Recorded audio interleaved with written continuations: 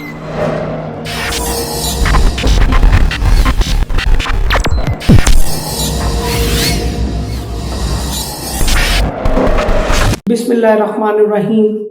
आज मैं आपको बताऊंगा यूके वीज़ा के बारे में कि आपने यूके वीज़ा अप्लाई कैसे करना है, एप्लीकेशन फॉर्म कैसे फिल करना है और यूके वीज़ा फीस कितनी है, कौन कौन से डॉक्यूमेंट्स आपने साथ लगाने हैं और बायोमेट्रिक्स के लिए कौन कौन से डॉक्यूमेंट्स आपने साथ लेकर जाने हैं। तो सबसे पहले आपने वीज़ा टाइप्स में जाना है।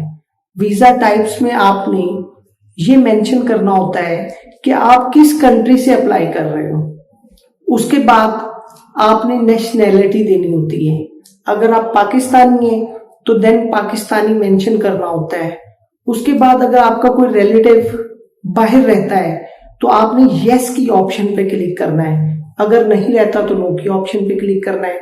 उसके बाद आपने स्टैंडर्ड विजिटर वीज़ा को क्लिक करना है तो एप्लीकेशन फॉर्म खुल जाएगा जो तकरीबन 12-13 पेजेस का होगा, जिसको आपने इंतहाई बी केयरफुल तरीके से फिल करना है। अगर आपने यहां पर किसी किस्म की कोई गलती की तो आपका वीजा रिजेक्ट 50% नहीं 100% होगा। उसके बाद मैं आपको वीजा फीस के बारे में बताता हूं। सिंगल एंट्री वीजा फीस 9,000 रुपये है। अगर आपने 2 साल के लिए अप्लाई करना है तो 32,000 है। अगर आपने 5 साल के लिए करना है तो 60,000 है और अगर आपने 10 साल के लिए करना है तो इसकी यूके वीजा फीस 72,000 रुपये है। मुझे बहुत सारे स्टूडेंट्स पूछते हैं कि सर यूके वीजा फीस बहुत ज्यादा है, तो they are saying right, UK की वीजा फीस वाकई बहुत ज्यादा है। उसके बाद आपको डॉक्यूमेंट्स कौन कौन से चाहिए। सबसे पहले आपको पासपोर्ट चाहिए। पासपोर्ट जब आपने अप्लाई करना है उससे लेकर नेक्स्ट 6 मंथ तक वैलिड होना चाहिए। और उसके बाद आपको FRC चाहिए, फैमिली रजिस्ट्रेशन सर्टिफिकेट चाहिए। उसके बाद आपको एम्प्लॉयमेंट लेटर चाहिए होता है कि आप किस जगह काम कर रहे हो, कितने दिन से काम कर रहे हो, आपका वहां पे स्टेटस क्या है और आपको कितने दिन की छुट्टी मिली है। ये सारी चीजें आपने एम्प्लॉयमेंट लेटर आपने पुटअप करना होता है। लेकिन अगर आपकी कोई कंपनी है, कोई बिजनेस है तो देन उसके डॉक्यूमेंट्स अटैच होंगे, ठीक है। लेकिन ये बात ज़हन में रखनी है, जब आपने यूके वीजा अप्लाई करना है तो उसमें प्रॉपर्टी डॉक्यूमेंट्स नहीं लगाने, उसमें एफिडेविट नहीं लगाना, नहीं तो वो आपकी इसकी भी डिटेल मांगेंगे। स्टेप बाय स्टेप फिर आपको डीप जाना पड़ेगा। तो लिहाजा जरूरत नहीं है, आपने प्रॉपर्टी डॉक्यूमेंट्स बिल्कुल नहीं लगाने, एफिडेविट नहीं लगाना। और उसके बाद जो इंपॉर्टेंट चीज है वो भी आपने माइंड में रखनी है, आपने होटल बुकिंग नहीं शो करनी। होटल बुकिंग वो नहीं लेते, आपकी फ्लाइट रिजर्वेशन भी नहीं लेते, आपकी इंश्योरेंस भी नहीं लेते। इन 3 चीजों को भी आपने इग्नोर करना है और उन चीजों को एड्रेस करना है जो विच आर वेरी इंपॉर्टेंट, जो सबसे ज्यादा जरूरी है उसको करना है।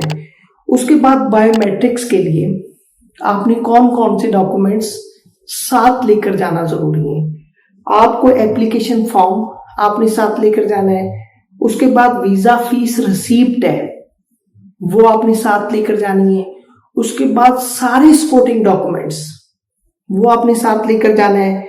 उसके बाद अपॉइंटमेंट कंफर्मेशन मेल की सूरत में होगा, वो भी आपने साथ लेकर जाना है। और आपने इन सारे डॉक्यूमेंट्स की चेक लिस्ट बना लेनी है, ये आपने साथ लेकर जानी है। लास्ट पॉइंट जो वेरी इंपॉर्टेंट है वो है बैंक स्टेटमेंट।